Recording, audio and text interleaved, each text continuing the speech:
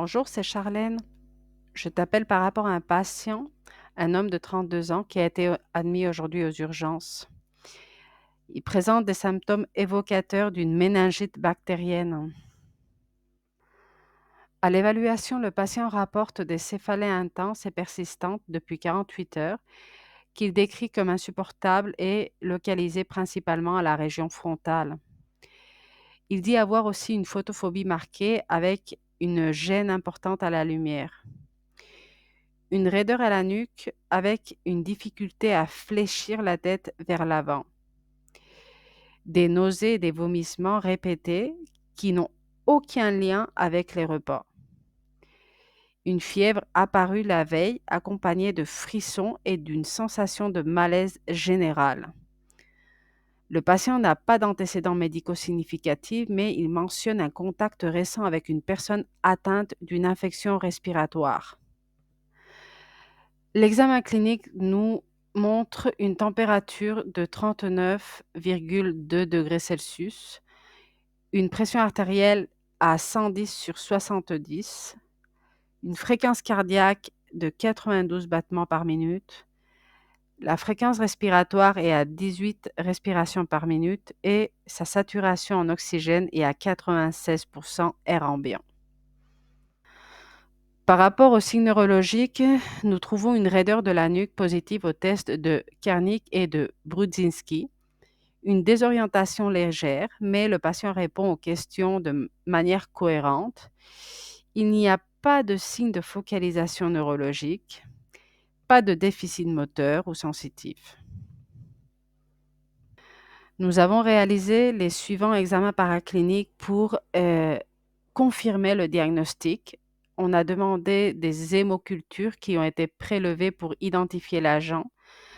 La numérisation sanguine complète montre une leucocytose à 15 000 avec neutrophilie. La ponction lombaire a un aspect trouble et l'analyse en cours nous est la protéinorachie, la glycorachie, les cellules et la recherche de bactéries avec coloration de grammes et culture. Nous avons demandé un scanner qui a été réalisé pour exclure un édème cérébral ou une hypertension intracrânienne avant la ponction lombaire. Les complications qui doivent être surveillées sont un possible édème cérébral avec risque d'hypertension intracrânienne, des convulsions, un choc septique, une hydrocéphalie et un déficit neurologique permanent.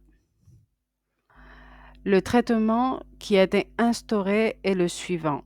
Une antibiothérapie empirique avec de la céfitriaxone, 2 grammes IV toutes les 12 heures, vancomycine 1 gramme IV toutes les 12 heures, ajusté selon les niveaux sanguins, une corticothérapie avec dexaméthasone 10 mg IV toutes les 6 heures pendant 4 jours pour réduire l'inflammation cérébrale, un antipyrétique de l'acétaminophène 1 gramme Péros toutes les 6 heures pour la fièvre et une bonne hydratation avec un soluté physiologique à 0,9% à 125 ml/h pour maintenir une volémie adéquate.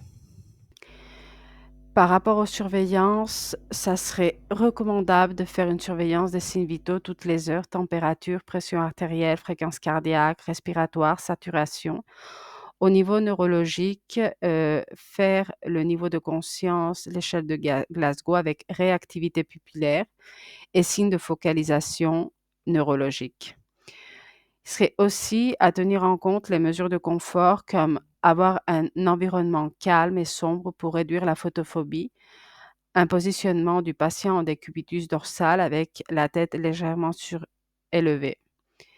Il faut faire une surveillance de la balance hydrique, entrée et sortie toutes les 4 heures, et avoir prévention des complications comme la mobilisation passive pour prévenir les thromboses veineuses profondes et les soins de bouche et hygiène cutanée pour prévenir les infections nosocomiales.